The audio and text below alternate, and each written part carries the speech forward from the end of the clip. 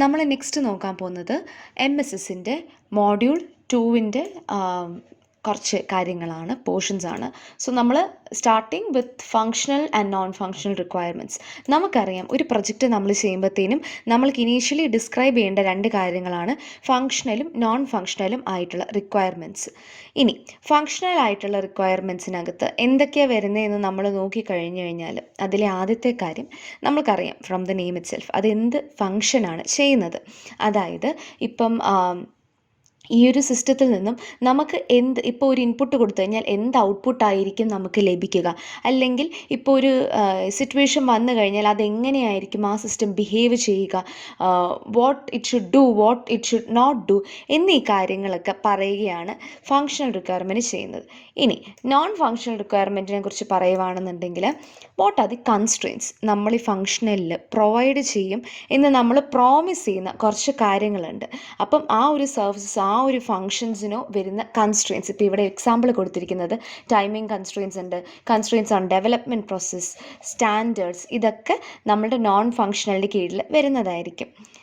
ഫങ്ഷണലിനെ പറ്റി നമുക്ക് കുറച്ചുകൂടെ ഇപ്പം അതെന്ന് പറയുന്നൊരു ഇൻട്രൊഡക്ഷനാണ്. കുറച്ചുകൂടി നമ്മൾ ഡിഗിൻ ചെയ്യുവാണെന്നുണ്ടെങ്കിൽ functional requirement it describes the functionality.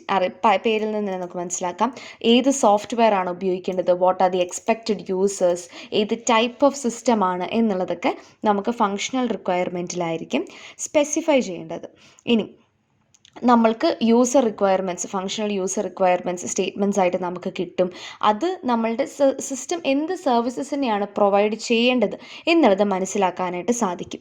പക്ഷേ ഫങ്ഷണൽ റിക്വയർമെൻറ്റ്സ് കളക്ട് ചെയ്യുന്ന സമയത്ത് നമുക്ക് വേണ്ട ഏറ്റവും ഇമ്പോർട്ടൻ്റ് ആയിട്ടുള്ള കാര്യം എന്ന് പറയുന്നത് പ്രിസിഷനാണ്. കാരണം എന്താണെന്ന് വെച്ച് കഴിഞ്ഞാൽ കസ്റ്റമേഴ്സ് നമുക്കൊരു സെറ്റ് ഓഫ് റിക്വയർമെൻറ്റ്സ് പറയും, ഒരു സെറ്റ് ഓഫ് ഫങ്ഷൻസ് ചെയ്യണം എന്ന് പറയും. അപ്പം ആ ഫങ്ഷൻസിനെ അതേ ജസ്റ്റിസോട് കൂടിയിട്ട് ഇംപ്ലിമെൻറ്റ് ചെയ്യുക വിത്തൗട്ട് എനി ഡിലേ അല്ലെങ്കിൽ ഇൻക്രീസ്ഡ് കോസ്റ്റ് ഒന്നുമില്ലാണ്ട് വിത്ത് പ്രിസിഷനോട് കൂടി നമ്മൾ റിക്വയർമെൻറ്റ്സിനെ സാറ്റിസ്ഫൈ ചെയ്യുക. അതാണ് നമ്മൾ ഫങ്ഷണൽ റിക്വയർമെൻറ്റ്സിൽ എക്സ്പെക്റ്റ് ചെയ്യുന്നത്. സോ അത് കംപ്ലീറ്റും ആയിരിക്കണം, കൺസിസ്റ്റൻറ്റും ആയിരിക്കണം. കംപ്ലീറ്റ് എന്ന് പറയുമ്പോൾ റിക്വയർമെൻറ്റ്സിലുള്ള എല്ലാ കാര്യങ്ങളും നമ്മൾ ഫുൾഫിൽ ചെയ്യണം. കൺസിസ്റ്റൻ്റ് എന്ന് പറയുമ്പോഴത്തേനും കോൺട്രഡിക്ടറി ആയിരിക്കരുത്. നമ്മുടെ ഓരോ റിക്വയർമെൻറ്റ്സിലും ഒരു കോൺട്രഡിക്ടറി ആയിട്ടൊരു സംഭവം വരാനായിട്ട് പാടില്ല.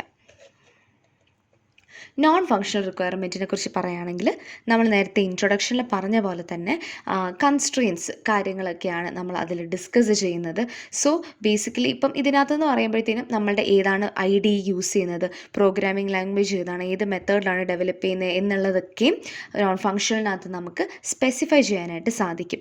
പക്ഷേ ഇപ്പം നമുക്ക് പറയുമ്പോഴത്തേനും ഫങ്ഷണൽ റിക്വയർമെൻറ്റിനാണ് നമ്മൾ കൂടുതൽ ഇമ്പോർട്ടൻസ് കൊടുക്കുന്നതെങ്കിൽ പോലും ഫങ്ഷണലിനേക്കാളും കൂടുതൽ ക്രിട്ടിക്കൽ നോൺ ഫങ്ഷണൽ റിക്വയർമെൻറ്റ്സ് ആണ്. കാരണം വെച്ചാൽ അത് ഒരു സിസ്റ്റത്തിൻ്റെ എക്സിസ്റ്റൻസിനെ ഒരുപാട് ബാധിക്കുന്ന കാര്യങ്ങളാണ്. ആർക്കിടെക്ചറിനെ എഫക്റ്റ് ചെയ്യും. പിന്നെ അതുപോലെ തന്നെ സെക്യൂരിറ്റി റിക്വയർമെൻറ്റ്സ് കാര്യങ്ങളൊക്കെ ഉണ്ടെന്നുണ്ടെങ്കിൽ അതൊക്കെ നോൺ ഫങ്ഷണലിൻ്റെ കീഴിലോട്ടായിരിക്കും വരുന്നത്.